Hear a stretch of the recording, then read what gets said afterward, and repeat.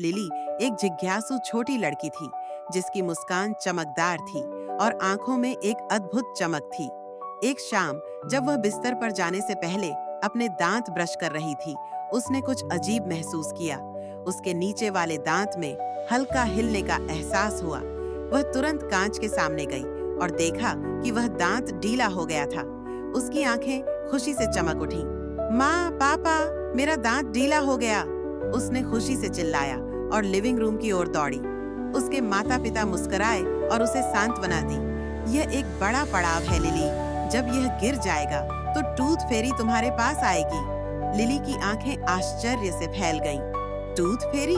उसने फुसफुसाते हुए कहा। अगले दिन सुबह जब लिली नाश्ता कर रही थी, उसका ढीला दांत आखिरकार गिर गया।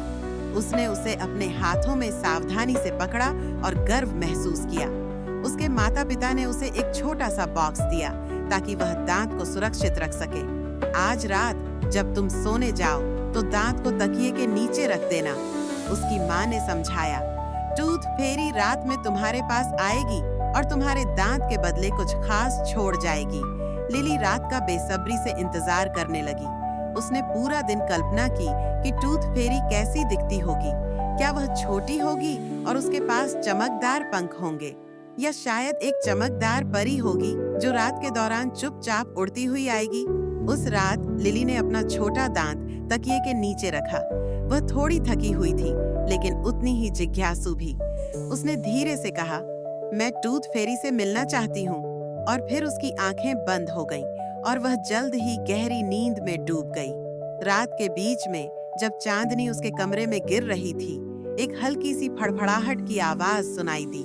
टूथ फेरी, जो हल्के से चमकते प्रकाश से घिरी हुई थी, लिली के कमरे में उड़ते हुए आई। वह छोटी सी थी और एक झिलमिलाती पंखों वाली चमकदार ड्रेस पहने हुए थी। उसके पंख नाजुक थे और स्टार डस्ट की तरह चमक रहे थे।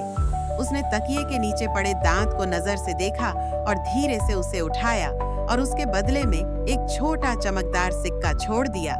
जाने से पहले टूथ फेरी ने लिली के कमरे में कुछ खास देखा। वह रंग बिरंगे चित्रों और चमकते खिलौनों से भरा हुआ था और बिस्तर अच्छी तरह से बना हुआ था, जिसमें लिली को हल्के कंबल से ढका हुआ था। फेरी मुस्कुराई, यह देखकर कि लिली कितनी प्यारी और विचारशील थी। अगले दिन सुबह लिली ने तकिए के नीचे चमकदार सिक्का पाया। उसका चेहरा खुशी से चमक उठा। टूथ फेरी सच में आई, उसने खुशी से कहा और दौड़ते हुए अपने माता पिता को दिखाया। वे उसकी खुशी में मुस्कुराए। उस दिन बाद में लिली अपने खिड़की के पास बैठी थी और बादलों को तैरते हुए देख रही थी। उसके दिल में एक खास एहसास था, एक जादुई और चमत्कारी एहसास। वह जानती थी कि टूथ फेरी सच में है और कुछ ऐसा था जैसे टूथ फेरी ने उसे सिर्फ सिक्का नहीं, बल्कि अपनी जादू की कुछ खास चीज भी दी हो। उस रात जब लिली बिस्तर पर गई तो वह थकी हुई थी, लेकिन साथ ही आभारी भी थी। उसने अपनी आंखें बंद की और धीरे से कहा, धन्यवाद टूथ फेरी। फिर सोते वक्त उसे एक ख्याल आया, शायद एक दिन वह भी टूथ फेरी जैसी बन सकती है। लिली सपनों की दुनिया में चली गई। उसने देखा कि टूथ फेरी का राज सिर्फ दांत लेने और सिक्के छोड़ने का नहीं था। यह था दयालुता का जादू, बचपन का अद्भुत एहसास और यह विश्वास कि अगर आप थोड़ा सा जादू मानते हैं तो कुछ भी संभव हो सकता है।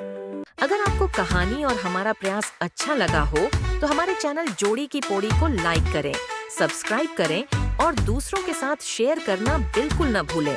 मिलते हैं अगले वीडियो में।